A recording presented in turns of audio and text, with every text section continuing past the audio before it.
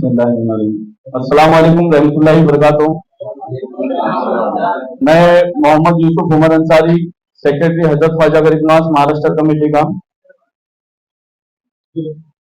पिछले 10 साल से जो घटनाएं घटी है पूरे हिंदुस्तान में, यानी 10 साल 2014 से, एक कैरेक्टरलेस महिला जो हीरोइन है, उसका ये कहना था कि देश जो है 1947 में आजाद नहीं हुआ बल्कि 2014 में आजाद हुआ। मगर मेरी ऐसी सोच है कि देश 1947 में आजाद हुआ था और फिर वापस हमारा देश 2014 से गुलामी की तरफ बढ़ रहा है। क्या आपको ये, आप लोग ये बात मानते हैं? मेरी ऐसी सोच है। दूसरी बात रही इस्लाम की, एक प्रोपेगेंडा बनाया जाता है कि इस्लाम 1400 वर्ष पहले का है। अल्हम्दुलिल्लाह, अल्लाह उसके रसूल का करम है, मैं कुरान हाफिज का कोर्स, हदीस शरीफ का कोर्स, लॉ ऑफ इंडिया का कोर्स, सारे कोर्स कर रहा हूं। तो इस्लाम, हजरत आदम अलैहिस्सलाम दुनिया में तशरीफ लाए तब से इस्लाम दुनिया में है और कयामत तक इस्लाम रहेगा, और कयामत के बाद रोजे महशर में भी इस्लाम रहेगा। हजरत आदम अलैहिस्सलाम के बाद तमाम नबी, पैगंबर, सहाबा कराम, फिर औलिया कराम, सूफिया कराम का दौर आया, मगर इस्लाम कभी खत्म नहीं हुआ। तो स्पेशली जो एक यहूदी पॉलिसी हमारे हिंदुस्तान में चलाई जा रही है, उस यहूदी पॉलिसी का हम विरोध करते हैं। और इस विरोध के तहत अगर कल हमें महाराष्ट्र बंद करना पड़ा तो कल हम महाराष्ट्र बंद भी करेंगे, यह हमारा वादा है। और इमीडिएटली ये मैंने फैसला लिया है कि कल हमारी कमेटी की तरफ से महाराष्ट्र बंद रखेंगे। इसकी अहम वजह यह है कि जो घटना बजरंग दल, आरएसएस, विश्व हिंदू परिषद जो यूपी, बिहार, मध्य प्रदेश में चला रही थी, कहीं भी दाढ़ी टोपी वाले को देखना, मारना, दरगाहों पे जाके फावड़े मारना और अजान के खिलाफ बोलना, मस्जिदों पे जाके पत्थर मारना, यही मसला अब इन्होंने जो है महाराष्ट्र में शुरू कर दिया है। तो बहर के जो स्टेट का जो मुसलमान है उसकी जिम्मेदारी कुछ स्टेट की है। मैं महाराष्ट्र का मुसलमान हूं, मैं बॉम्बे में पैदा हुआ और मेरी जिम्मेदारी बॉम्बे और महाराष्ट्र की है। तो मेरी कमेटी की तरफ से हम ये ऐलान करते हैं कि कल हम महाराष्ट्र बंद रखेंगे। इसकी अहम वजह पहली ये है कि आप पिछले 2 महीने की घटना अगर आप देखोगे तो सोची समझी साजिश के तहत 2 बादशाहों का नाम मेरे घर में घटना घटी, आप तमाम लोगों ने देखा। मैं विशालगढ़ गया, कमिश्नर साहब से कोल्हापुर में मेरी मुलाकात हुई और उसके बाद तहसीलदार साहब से मुलाकात हुई।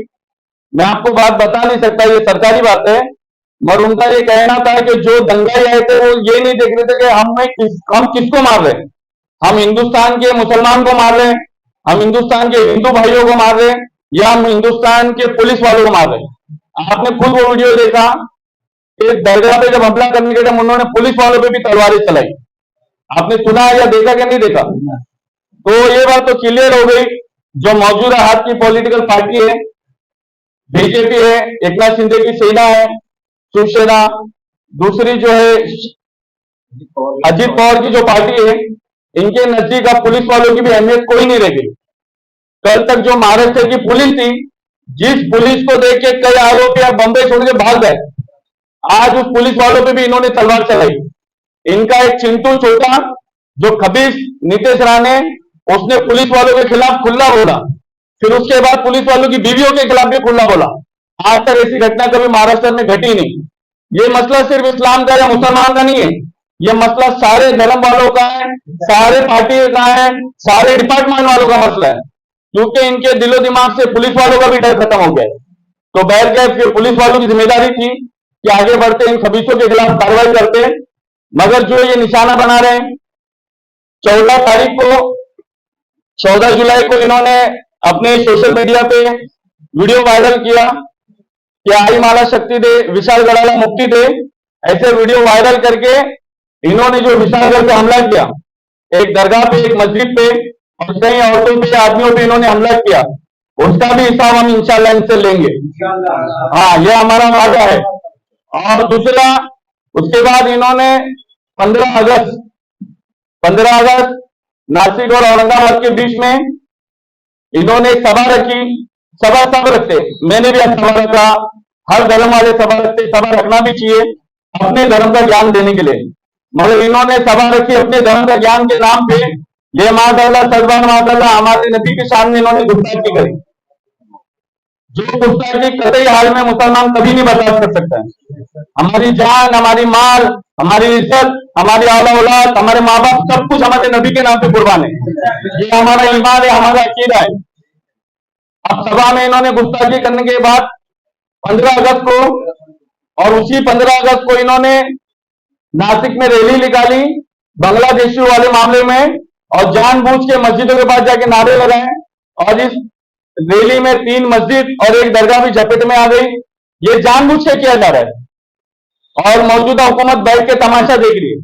मैं एक चीज क्लियर करना चाहता हूं, ये हिंदू मुसलमान की लड़ाई नहीं है, ये ऊंच नीच और भेदभाव की लड़ाई नहीं है, ये पॉलिटिकल पार्टी की लड़ाई है जिसमें मुसलमान को घसीटा जा रहा है। अगर ये घसीटना बंद नहीं करेंगे तो ऐसी पार्टियों को हम हमारी जूते की नोक पे मारते, चाहे वो कांग्रेस हो, बीजेपी हो, शिवसेना हो। ऐसे गुस्ताखों को हम हमारे जूते की नोक पे मारते। इनके 48 एमएलए हैं, इनके 48 सांसद है, इनके 288 एमएलए, इनको तमाम को हम आने वाले इलेक्शन हम बताएंगे कि मुसलमान की ताकत क्या होती है। ये मेरा वादा है कि अल्लाह तेरे, आप लोगों को कुछ सवाल पूछना है तो पूछ सकते हैं इन 4 सब्जेक्ट के ताल्लुक।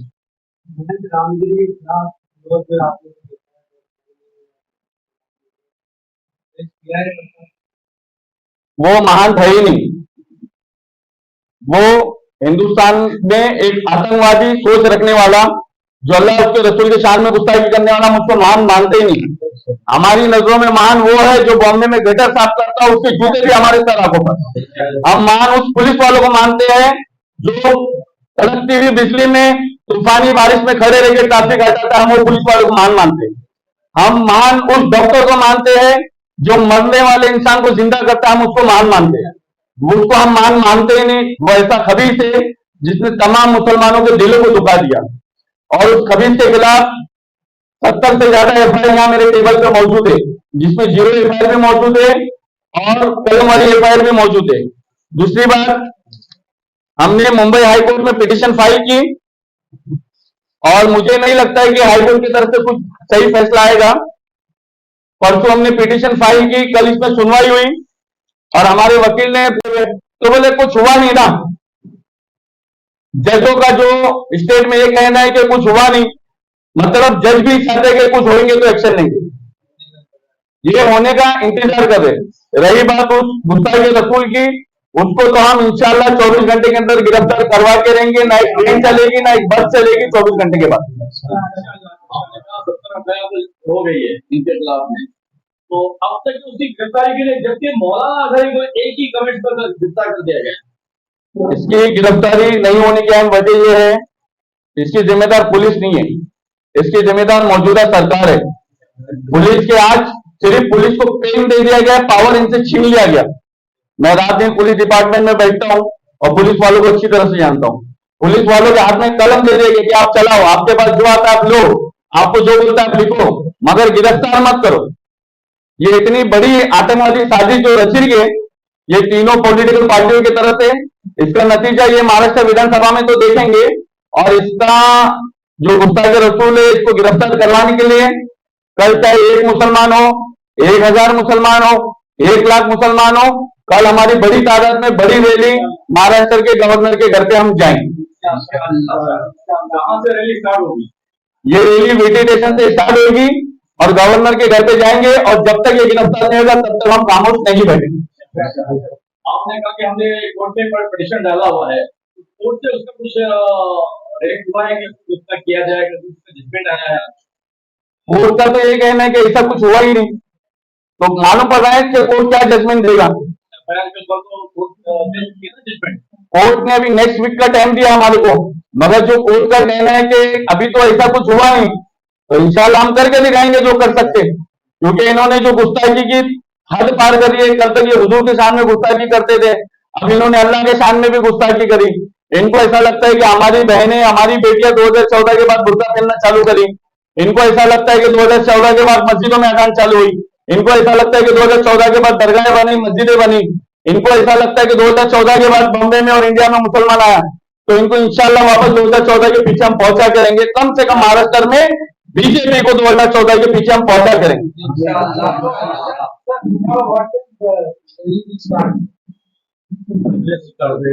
कल रैली विटी स्टेशन से ठीक 3 बजे चालू हुई थी और गवर्नर हाउस जाएगी और हमारी अव्वल और आखिरी मांग यही थी कि गुस्ताख रसूल गिरफ्तार होना चाहिए और इस रैली में कुछ भी होगा, कोई कुछ भी करा तो उसके जिम्मेदार हम नहीं है, क्योंकि नबी को मानने वाला सिर्फ यूसुफ उमर अंसारी नहीं है, नबी को मानने वाला हर मुसलमान है। हर मुसलमान पे फर्ज है कि वो अपनी नबी की इज्जत के लिए निकले।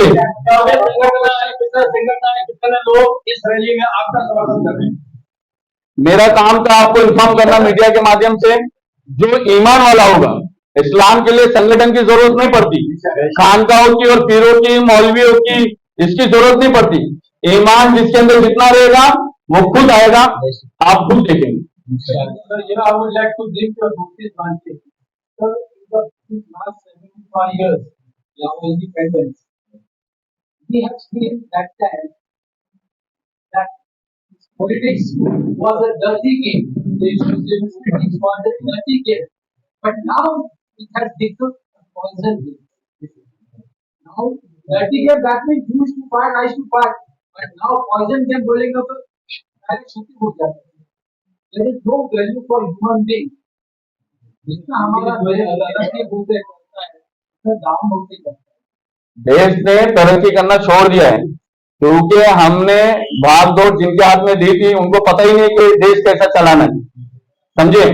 अभी हाल ही में इन्होंने एक बिल रिलीज किया था कि जो प्राइवेट कंपनियां हैं वो प्राइवेट कंपनियों के एम्प्लॉय से भी सरकारी डिपार्टमेंट में आएंगे। अब प्राइवेट कंपनी के एम्प्लॉय जब सरकारी डिपार्टमेंट में आएंगे तो वो प्राइवेट कंपनी को ही डेवलप करेंगे, नहीं कि इसमें पढ़ा लिखा जो पढ़ रहा है, जो एजुकेशन हासिल कर रहा है वो नहीं जाएगा, जो पहले से पढ़ा लिखा था वो जाएगा प्राइवेट कंपनी के जरिए। और इन्होंने ऐसे ऐसे बिल लाए, तीन काला कानून लाके इन्होंने 750 किसानों को सिर्फ पानी से मरवाया दिल्ली में। इनके बिलों को आपने देखा है। फिर इन्होंने लारी ड्राइवर के लिए जो बिल लाया कि अगर किसी से किसी की घटना होती है तो 10 लाख रुपया लारी ड्राइवर देगा। इनके सांसद, इनके एमपी, इनके एमएलए ना जाने अब तक कितनी महिलाओं को रेप कर दिए, कितने बेकसूरों पे गाड़ी चलवा दिए, मगर इन्होंने रोड पे मेहनत करने वाले लारी चलाने वालों के लिए बिल लाया। जब किसान आंदोलन कर सकता है तो अल्हम्दुलिल्लाह मुसलमान भी अपने ईमान के लिए आंदोलन कर सकते हैं। आज जो देश के हालात हो रहे हैं, कहीं रेप हो रहा है, कहीं बलात्कार हो रहे हैं, कहीं कुछ हो रहा है, कहीं किसी धर्म के ऊपर आवाज उठाई जा रही है, उस पर आपका क्या? जो रेप हो रहा है, जो बलात्कार हो रहा है, उसकी जिम्मेदार सीधे सीधे जो महाराष्ट्र में हो रहा है तो महाराष्ट्र सरकार है, दिल्ली, हाँ, और देश में हो रहा है तो देश की सरकार है। जो जिनको मणिपुर की घटना नहीं दिखी, समझे आप, मणिपुर की घटना भी एकदम खामोश थे, इनको इजराइल दिख रहा था, बात समझे आप। तो जो जितना बड़ा है वो उतना बड़ा बेवकूफ बैठा हुआ है और लोगों को बेवकूफ बना रहा है। तो देश की जो जिम्मेदारी जिनके हाथ में हमने दी है वो ऐसे है, ना उन्होंने अपनी बीवी का ख्याल करा, ना जिनकी खुद की औलाद है, और जिसकी औलाद है उन्होंने अपने बच्चों को डायरेक्ट खेल में छोड़ दिया, समझे।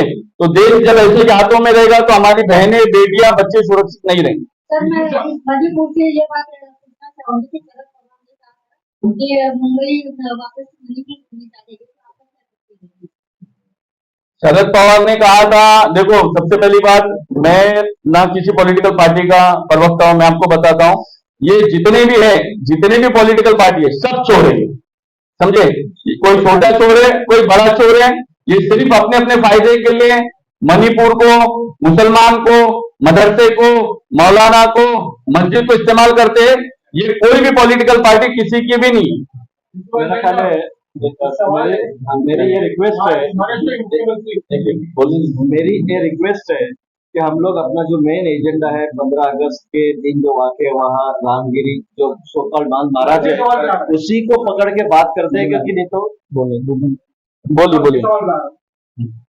जो 15 अगस्त को मामला हुआ, उस शैतान रामगिरी ने जो रामगिरी का गुस्ताखी की, महाराष्ट्र के मुख्यमंत्री एकनाथ शिंदे जी वो कहते हैं कि रामगिरी के बाल कोई बात नहीं कर सकता और हमारा सरकार जो संतों के आशीर्वाद से चलती है, क्या संतों के आशीर्वाद से चलती है, संविधान से चलती है, सबसे बड़ा सवाल ये है।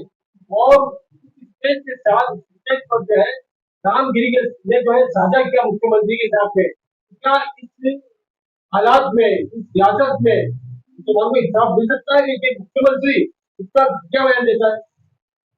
इस राज्य में नहीं बल्कि पूरे हिंदुस्तान में, मुसलमान तो दूर की बात है, पूरे हिंदुस्तान में किसी को भी इंसाफ नहीं मिला और मुसलमान को इंसाफ मिलेगा नहीं, मुसलमान को इंसाफ छीनना पड़ेगा। और दूसरी बात महाराष्ट्र की जो बात है, जब अगर राज्य की सरकार संत संतों से चलती है तो फिर आपको एमएलए खरीदने की क्यों जरूरत पड़ी? संत को खरीद के प्रवचन देना था, आपने शिवसेना तोड़ी, आपने शिवसेना नहीं तोड़ना था, संतों को लेकर विधानसभा नया लड़ना था। और दूसरी बात ये बोल रहे हैं कि ना कि संत का बाल भी नहीं टूटेगा, संत का बाल नहीं टूटेगा। महाराष्ट्र विधानसभा के बाद पूरा टकला होकर महाराष्ट्र का मुख्यमंत्री फिरेगा, ये हमारा वादा है। हाँ, हम अल्लाह के रसूल की गुस्ताखी ना कभी बर्दाश्त करे थे ना कभी कर सकते। आह्वान भी दिया आपने, तो आपने किस तरह से किस माध्यम से मुसलमानों तक या इस देश के सेकुलर अवाम तक ये बात पहुंचाई कि कल भारत पर ये भारत बंद हो गया, महाराष्ट्र बंद, क्या तरीका इस्तेमाल किया? महाराष्ट्र बंद का जो हमको मैसेज देना वो हम मीडिया के जरिए, आपके जरिए, चैनल के जरिए दे रहे। और नहीं, हाँ, तो एक ही दिन पहले ही दिया जाता है, 24 घंटा पहले देना ही ठीक है। एक हफ्ता पहले देंगे तो ये हमको बंद कर देंगे। सबसे पहली बात, जो ईमान वाला मुसलमान होगा वो अपनी अपनी नौकरी पे नहीं जाएगा, फर्स्ट पॉइंट। दूसरी बात, ईमान वाला मुसलमान होगा, चाहे उसकी कपड़े की दुकान हो, चाय की दुकान हो, भटिया खाना, वो बंद रखे। हम कहीं जा सके नहीं जा सके, कम से कम अपने अपने इलाके में अपनी अपनी दुकानें, अपने अपने कारोबार सब बंद रखे। दूसरी बात, पूरी कोशिश करे, हमने सब दरवाजे खटखटा के देख चुके, हमने पुलिस के पास जाके देख चुके, डीजीपी डीआईजी के पास जाके देख चुके, हम हाईकोर्ट के पास भी जाके देख चुके, हम सब देख चुके। अब हमारे पास जाना है महाराष्ट्र के गवर्नर के पास कि ये जो सारा मामला हो रहा है, महाराष्ट्र का गवर्नर कोई पॉलिटिकल पार्टी का तो है नहीं, उसकी जिम्मेदारी है कि इसके ऊपर एक्शन लेना चाहिए। और जब तक महाराष्ट्र का गवर्नर इसके ऊपर एक्शन नहीं लेगा, हम हमारी लड़ाई चालू रखेंगे। आप कल जो मुंबई बंद की बात कर रहे हैं, पूरा महाराष्ट्र बंद हुआ, पूरा महाराष्ट्र बंद। सवाल जो है ये शामिल हो रहे हैं। मैंने क्या बोला है सर, जो ईमान वाला होगा वो हमारे साथ आएगा। ये जाएगा आप लोगों के माध्यम से, हर न्यूज चैनल के माध्यम से जाएगा। मुझे भरोसा है इस्लाम में वो पावर है। जब हजरत इब्राहिम अलैहिस्सलाम पहाड़ की चोटी पे इस्लाम की खिदमत के लिए निकले तो हजरत इब्राहिम अलैहिस्सलाम ने सवाल किया, अल्लाह ताला मेरी आवाज कैसे जाएगी, आवाज दूर दूर है। तो अल्लाह ने हुक्म दिया, इब्राहिम आवाज देना तुम्हारा काम है, लोगों के दिलों तक दिमागों तक पहुंचाना मेरा काम है। और आज तो सोशल मीडिया मौजूद है। हाँ जी सर, सोशल मीडिया नहीं, हमारा सबसे बड़ा जो नेटवर्क है, उसमें किसी मीडिया की भी जरूरत है। हम ये समझते हैं कि हमारे मदारिस और मसाजिद जो है वो हमारा सबसे बड़ा नेटवर्क है। क्योंकि आपके आइमत कराम या मौजूद है या सत्यान है, मसाजिद के जरिए, मदारिस के जरिए इस पैगाम को आम करने की कोशिश की। हमने आप तक पैगाम पहुंचाया। मैं वापस रिटर्न बात बोलता हूँ, जो ईमान वाला रहेगा वो खुद इस चीज को फॉलो करेगा और इस पैगाम को आगे तक पहुंचाएगा। सवाल आप ऐसा है कि आपने इसका निवेदन दिया हो? नहीं, निवेदन हम दे के थक चुके। रोज आना 2 पुलिस स्टेशन 3 पुलिस स्टेशन में दे रहे, और इस बात का हमको वक्त दिमाग में लगता है कि कहीं हमारी वजह से कहीं पुलिस स्टेशनों में भेदभाव ना पैदा हो जाए, पुलिस को तकलीफ नहीं आ जाए। हमने हमेशा महाराष्ट्र की पुलिस को साथ में लेके काम किया है। ये मैं आपको बताना चाहता हूँ, सही बताऊं, हमने महाराष्ट्र की पुलिस को लेकर हमेशा इसलिए काम किया है क्योंकि हम महाराष्ट्र की पुलिस को दुश्मन नहीं मानते। और इस चीज को ताबड़तोड़ एक्शन में इसलिए ले रहे हैं क्योंकि हर जगह पे आप देख रहे पुलिस स्टेशन में भीड़ बढ़ रही, पुलिस स्टेशन में भीड़ बढ़ रही है। तो ये भीड़ एक दिन महाराष्ट्र के गवर्नर के पास ही बढ़ने दो ना, क्यों पुलिस वालों को हमको डिस्टर्ब करने का है? पुलिस थोड़ी गलत कर रही है, पुलिस तो हमेशा अपनी ड्यूटी निभा रही है। पुलिस आपको गवर्नर पर पहुंचाने मौका देगी? हमें पुलिस पे पूरा भरोसा है। हमने कभी भी, एक मिनट सर, हमने कभी पुलिस के विरुद्ध काम नहीं किया। और कई काम जो है आप देख सकते हैं, ये नशा मुक्ति अभियान हम चला रहे और इसमें पुलिस ने हमारे को खुल के साथ दिया। और आपको ऐसा लगता रहेगा कि मैं हिंदू समाज के विरोध हूँ या हिंदू भाइयों के विरोध हूँ। आप इसमें देख सकते हैं जो नशा बेचने वालों के नाम है, इसमें मैंने मुसलमानों के नाम लिख के ग्रहण ग्रंथ को दिया है। मेरे नजदीक जो गलत है वो गलत था, गलत है, गलत ही रहेगा। नहीं, मैं आपको बताना इसलिए जरूरी, आपको ऐसा लगता रहेगा, नहीं, आपको ऐसा लगता रहेगा कि सिर्फ मैं हिंदुओं की खिलाफ हूँ। जो हिंदुस्तान में मुसलमान को नुकसान पहुंचाने की कोशिश करेगा, हिंदुस्तान में नुकसान करने का काम करेगा, हम उसके खिलाफ है। इस वक्त जो खबीस ने नुकसान पहुंचाया है मुसलमानों के दिलो दिमाग को, हम कल जाएंगे गवर्नर के पास और उसको गिरफ्तार करवाएंगे। बड़ा मामला नहीं है कि अल्लाह के रसूल के सामने गुस्ताखी की जा रही है, हमेशा से होता भी आया है। लेकिन जब भी चुनाव आता है मुसलमानों के ऊपर बैंक को तोड़ना होता है तो ऐसे ही मुद्दे खड़े किए जाते हैं। इंडिया और महाराष्ट्र के सारे मुस्लिम संगठन मिलकर तकरीबन 30-35 करोड़ की आबादी वाले हमारे पूरे भारत देश में है। अगर ये सारे लोग मिलकर सुप्रीम कोर्ट पर एक प्रेशर डालते हैं कि किसी भी माइनॉरिटी के धार्मिक भावनाओं को ठेस पहुंचाया जाता है तो उसको उतना कड़ा कानून लाया जाए क्योंकि सीधे टेररिस्ट की सजा दी जाए। ऐसा क्यों कहा था हम लोग गवर्नमेंट के तरफ? ऐसा कानून आ गया है। मैं आपको बताना चाहता हूँ 2023 28 अप्रैल का ये सुप्रीम कोर्ट का जजमेंट है कि कोई भी किसी के भी धर्म के खिलाफ बोलता है और कोई कंप्लेंटर नहीं आता है तो फुल मोटो एक्शन लेने का पुलिस वालों को, हर स्टेट वालों को सुप्रीम कोर्ट ने बोला हुआ है। First point. सेकेंड पॉइंट, आज जिस तरह यूपी में, बिहार में पुलिस वालों के हाथ में कलम दिया था, पावर नहीं दिया था, आज हमारी महाराष्ट्र की पुलिस को भी इन्होंने इतना टाइट कर दिया है कि पुलिस एफआईआर ले रही है, पुलिस हमारी बात सुन रही है, मगर पुलिस कार्रवाई नहीं कर पा रही क्योंकि कांस्टेबल पीआई की तरफ, पीआई सीनियर की तरफ, सीनियर डीसीपी की तरफ, डीसीपी डीसीपी की तरफ और डीसीपी कमिश्नर, कमिश्नर डीजीपी की तरफ और डीजीपी होम मिनिस्टर की तरफ और होम मिनिस्टर अपने झोल की तरफ लगा हुआ है, तो क्या मिलेगा पावर? आप सोचो, ये पुलिस रात दिन मेहनत बंद करके पुलिस बनती है, मगर एक पॉलिटिकल नेता मेहनत करके थोड़ी बनता है। एक रिक्शा चलाने वाला देश का मुख्यमंत्री, चाय बेचने वाला प्रधानमंत्री, आप कभी पुलिस वाले को देखे हो? पुलिस वालों का जो भी स्टेप होता है वो अपनी मेहनत के, अपने बलबूते की बुनियाद पे होता है। मगर नेता बनने के लिए आपको कुछ नहीं करना है। नेता बनने के लिए आप चोरी करो, किसी के धर्म का अपमान करो, झोल झपाटे बंद करो, तो आप खुद ब खुद नेता बन जाएंगे। आज हमारा देश अगर सही लोगों के हाथों में होता तो अल्हम्दुलिल्लाह महाराष्ट्र की पुलिस बताती थी कि इनके साथ क्या कर सकती थी। जी अंसारी भाई, आप जो नीली लिखा है उसकी वजह से मुसलमानों में एकदम बैन हो गई। मैं मुसलमानों में दो तबका मैं आपको बताना चाहता हूँ। मुसलमान में मोमिन भी है, मुसलमान में मुनाफिक भी है। जो मोमिन होगा वो आएगा और जो मुनाफिक रहेगा वो उदय ठाकरे के तरफ, राहुल गांधी के तरफ, शरद पवार के तरफ, अजीत पवार के तरफ देखेगा। जिसको कयामत में जवाब देना है ना, जिसको कब्र में जवाब देना है ना, जिसको हुजूर के बारे में पूछा जाएगा इस शख्स के बारे में क्या ख्याल है, वो शरद पवार का और उदय ठाकरे का चेहरा नहीं देखेगा, वो ईमान देखेगा और वो आएगा। मैंने बताया मोमिन और मुनाफिक में फर्क है। ये फैसला है कल का, जो ईमान वाला होगा वो आएगा।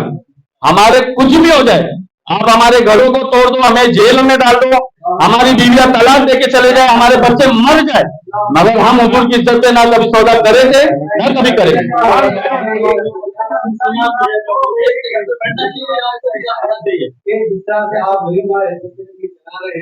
आपके बैगर करे बड़े बड़े उलमा इकराम भी आना चाहिए, आप उनका को लेकर। आपको मैं बताऊं सर, दीन है ना किसी का मोहताज नहीं, इस्लाम है। आप ये ध्यान रखें, तमाम उलमा मेरे सर के ताज है। आप ये नहीं मैसेज समझना कि मैं उलमा की गुस्ताखी कर रहा। दीन उसका है जिसने दीन के लिए काम किया। दीन के लिए सुल्तान सलाउद्दीन अय्यूबी काम करे, कयामत तक उसका नाम है। दीन के लिए अब्दुल गाजी ने काम किया, कयामत तक उनका नाम है। दीन के लिए जो काम करेगा उसका नाम कयामत तक रहेगा।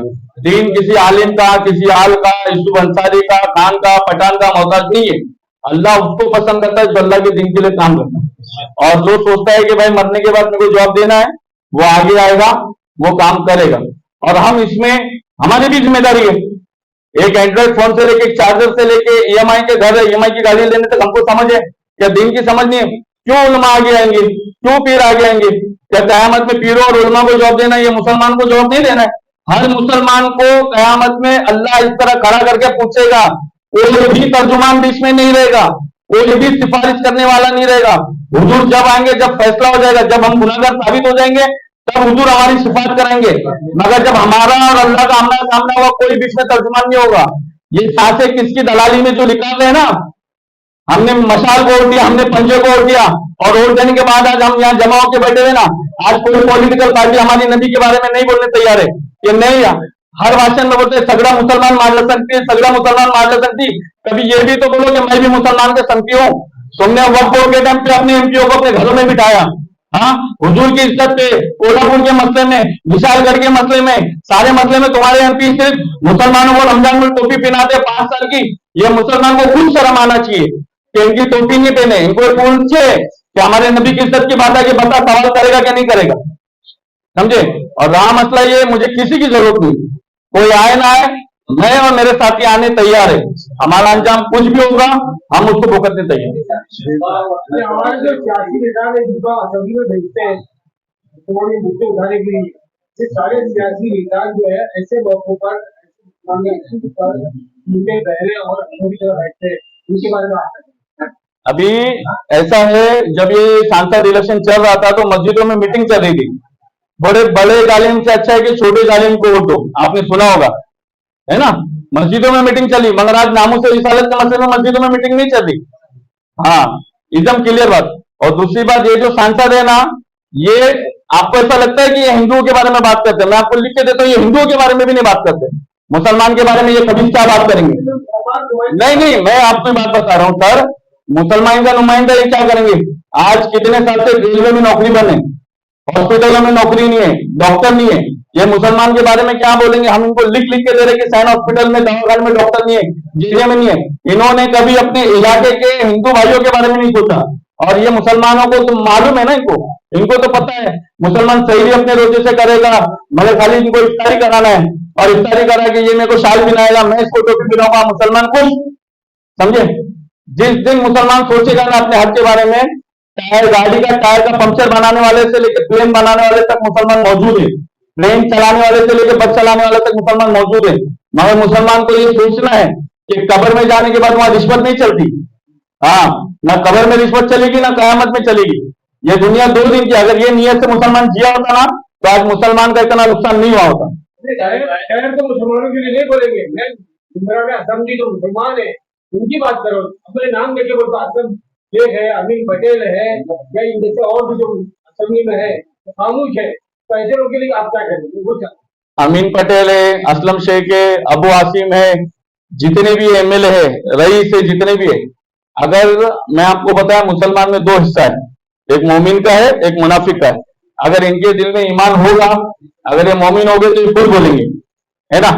ये इनको पता है, इनको मुहर्रम के लिए चंदा दे दो, पिछड़ा बनाने दे दो, शरबत बनाने दे दो, ये कौम खुश हो जाती है। मगर अब जो महाराष्ट्र विधानसभा इलेक्शन आएगा, हो सकता है मैं जिंदा रहूं या मैं मर जाऊं, या हो सकता है मैं जमीन के ऊपर रहूं या जेल में रहूं, मगर ये कौम बदला इलेक्शन में भी लेगी, इंशाअल्लाह लेंगे। क्योंकि आज हुजूर की इज्जत का मसला आया, नसीम आरिफ खान खामोश, अबू आसिम खामोश, समझे। कहाँ बोलना चाहिए, असेंबली में नहीं। अभी हुजूर की इज्जत के मसले में कौन से पॉलिटिकल पार्टी ने एफआईआर करी, मुझे बताओ। कौन से एमएलए ने एफआईआर करी, बताओ। कोई रिक्शा चलाने वाला, टैक्सी चलाने वाला, रोड पे मट्टी उठाने वाला जाके एफआईआर कर रहा है, आप मुझे बताओ। आप मुझे मैं शिवाजी नगर का हूँ, और एक मिनट सर, मैं शिवाजी नगर का और रात दिन चौकी, मैं 12 एमएलए हैं यहाँ पे। वो जो अब्दुल सत्तार जो वहां से आता है वक्फ बोर्ड का पैसा ले जाने, क्या उसको कयामत में जॉब नहीं देना है। अरे तुम कोई भी पार्टी में जाओ, खाने की जगह वो खाओ, मगर तुमको कयामत में जो जॉब देना है ना, 12 एमएलए है हमारे, 12 एमएलए ने बताओ किसके नाम पे एफआईआर मौजूद है। अरे विधानसभा में तुमको सवाल उठाना तो बहुत दूर की बात है। हाँ, और इनका बदला नए एमएलए को खड़ा करके आप लोगों को ये बात याद रखना, और हुजूर की इज्जत के लिए देना हो, क्योंकि हमारे घर किसी के नेताओं से नहीं चलते, हम सब मेहनत करके खाने वाले। किसी को जो बोलेगा उसको देंगे वोट, जो आज मेहनत कर रहा है उसको देंगे वोट, जिसने बोला नहीं उसको वोट क्यों देंगे। जब ऐसे गूंगे शैतान को देना है तो इससे किसी दूसरे को दे देंगे, वोट क्यों देंगे। किसी 12 एमएलए में किसी एमएलए ने एफआईआर किया है क्या, आप मुझे बताओ। ये पेपर लेके जाना और आना ये हम बहुत देख चुके। अली भाई, मुसलमानों के अंदर ज्यादातर फिरका परस्ती और बहुत ज्यादा घूम रही है, तो इस तरह से आप लेना चाहिए। हुजूर की हदीस मुबारक है कि बनी इसराइल में 72 फिरके थे, मेरी उम्मत में 73 फिरके बनेंगे, और हर फिरका बोलता है कि मैं हक दो। सवाल यहाँ दरगाहों का, मस्जिदों का, मज़ारों का नहीं है, सवाल यहाँ अल्लाह उसके रसूल का है। और इस वक्त में हर फिरके की जिम्मेदारी है कि वो सामने आए, बात करें। मेरा तो इस फिरके वाले मसले में ये क्लियर जवाब है, मैं अहले सुन्नत जमात का हूँ, मसला के आला हजरत का हूँ। मैंने आके सामने आके जवाब दिया, और जो फिरके बोलते हैं, जो बैग लेके घूमते हैं, जो सीना काटते हैं, जो जो जो जो कुछ करते हैं, वो उनकी जिम्मेदारी, वो आके अपना आगे के काम करें। मैं जिस आला हजरत को मानने वाला, मैंने मेरा काम किया, और हर फर्के की जिम्मेदारी कि वो आगे आगे काम करे, अगर अल्लाह उसके रसूल को मानते।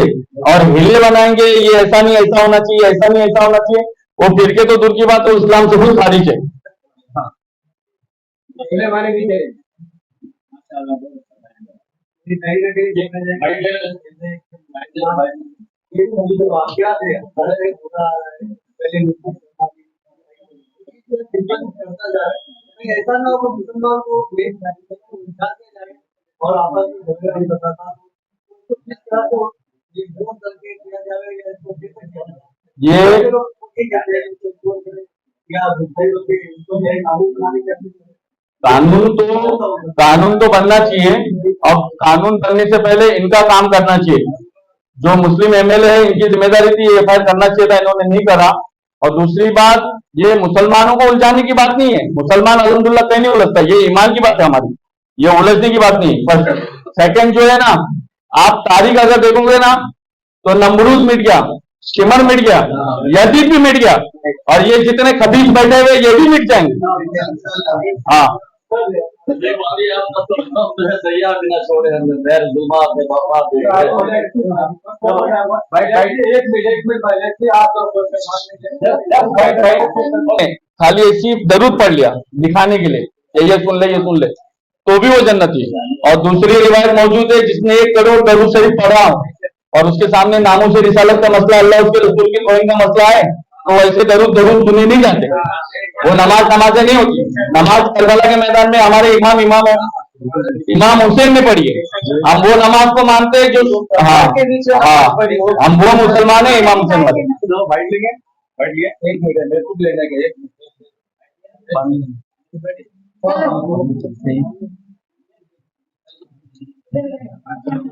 सही है, कोई गलत तो नहीं है आइडिया थोड़ा वो सुधरा पड़ता है सब सही कर ही जाएगा क्या बना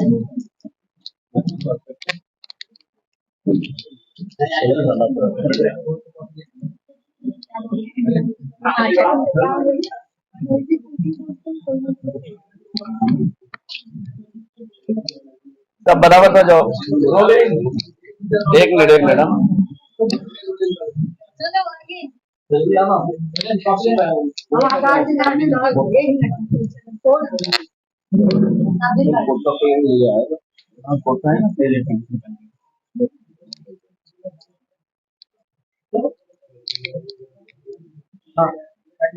हुआ क्या है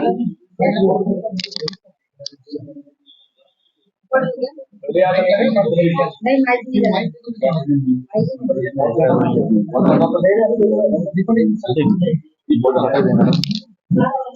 अनिल भाई ठीक है ना, गलत नहीं बोलो भाई, मैं अनपढ़ आदमी हूँ। हो गया हाँ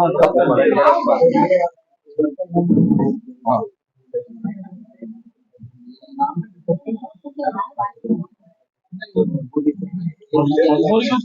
मजबूरी को तो वही नहीं, अभी तक वो मेडिकल में है तो वो मजबूरी चालू है ना।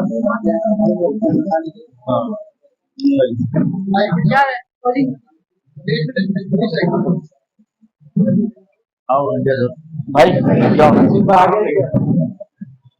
उससे मैं पीछे आ जाऊँ। अरे आओ अजू मैं पीछे हूँ, सलमान इधर बैठो, या तो खड़े हो जाओ। ये लेकिन हम लोगों आपको कुछ बोलना है?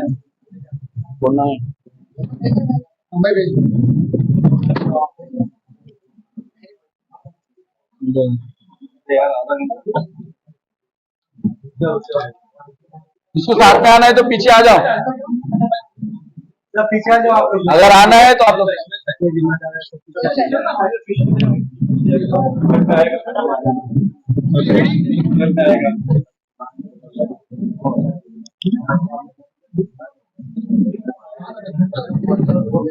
महाराष्ट्र का ख्वाजा गरीब नवाज वेलफेयर एसोसिएशन इस मांगों को लेकर आज मुंबई में आए।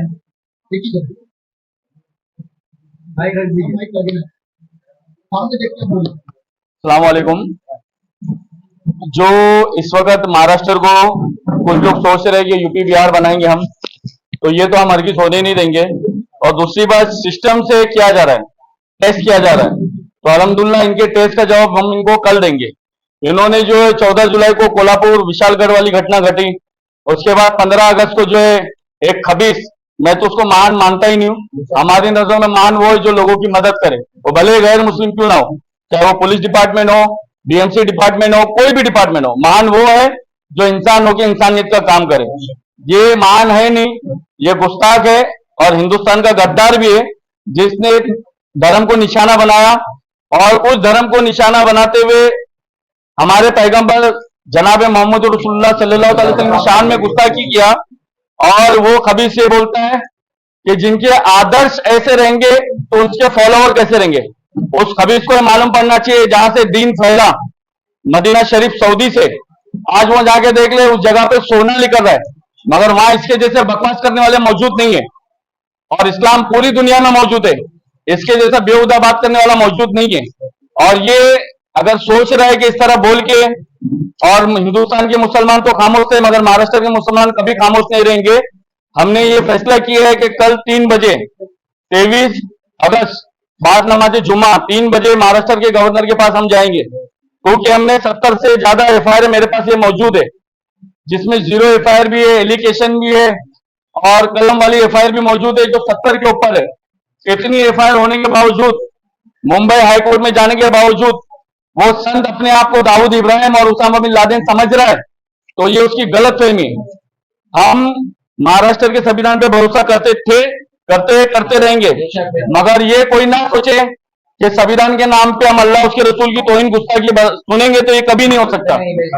इन्होंने 14 जुलाई को कोल्हापुर में हमला करवाया, उसके बाद 15 अगस्त को हुजूर की शान में इस खबीस के जरिए गुस्ताखी कराया। इसी 15 अगस्त 2024 को नासिक में जुम्मा के वक्त जानबूझ के रैली निकाली बांग्लादेशियों के नाम पे। बांग्लादेशियों का मुद्दा यह है, बांग्लादेश के प्रधानमंत्री शेख हसीना नरेंद्र मोदी के साथ में हाउस में मौजूद है और बांग्लादेशियों के नाम पे जगह जगह पे मुसलमानों को मारा जा रहा है।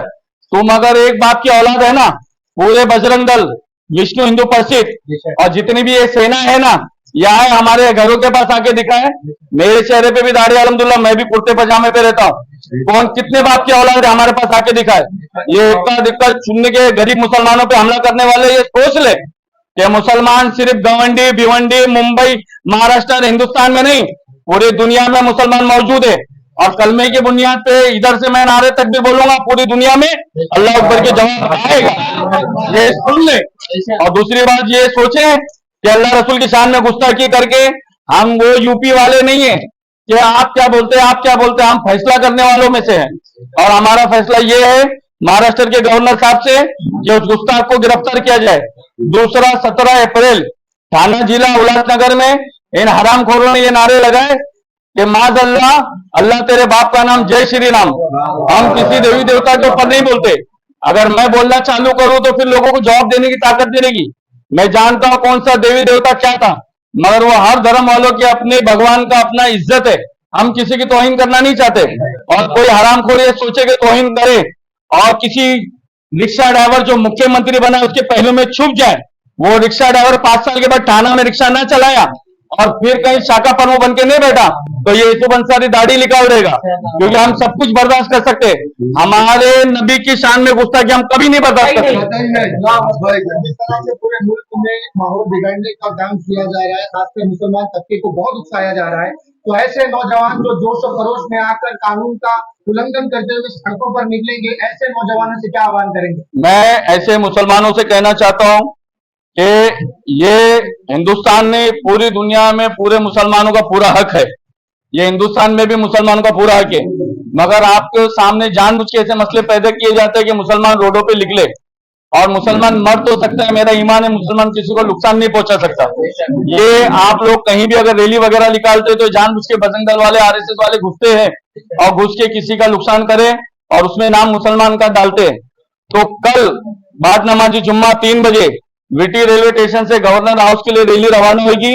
तमाम ईमान वाले मोमिन मुसलमान से गुजारिश है, जो शिवसेना का चमचा है वो मरने के बाद सोचे वो कब्र में उद्धव ठाकरे को जवाब दे।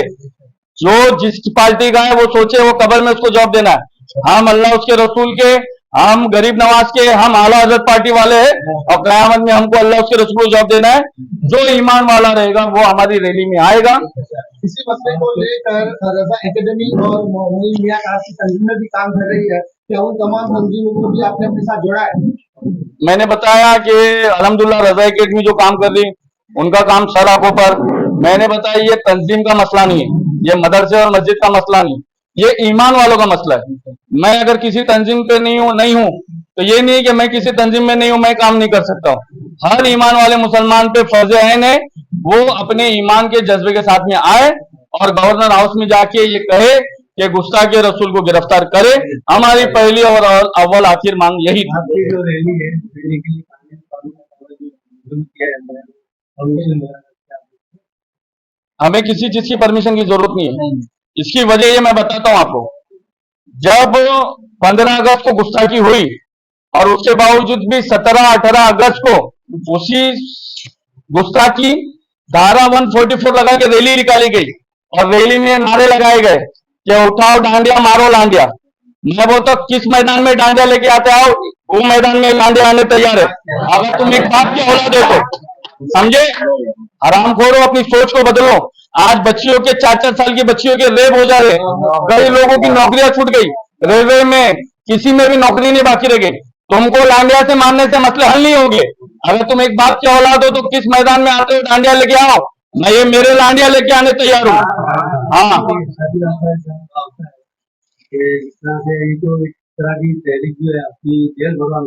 हम जेल भरने वाले नहीं है। हम क्यों जेल भरेंगे? अगर जेल भरना है उन खबीसों को गिरफ्तार करो जिसने अल्लाह की तौहीन किया। अगर गिरफ्तार करना है तो उनको गिरफ्तार करो जिन्होंने सवेरे 8-9 बजे कोल्हापुर में विशालगढ़ में जाके औरतों पे तलवार मारी, आदमियों पे तलवार मारे। हम तलवार मारने की बात कहां कर रहे? मेरा तो वादा है पूरे मुसलमानों से, मुसलमान तो मुसलमान किसी रेलवे स्टेशन की टुकलेट तक नहीं फोड़ेगी, किसी हिंदू दरवाजे पे पत्थर तक नहीं जाएगा। जिम्मेदार मैं हूं। अगर कुछ होता है तो सबसे पहले मुझे जेल में डालना, आजाद मैदान में लगा के फांसी लगा देना।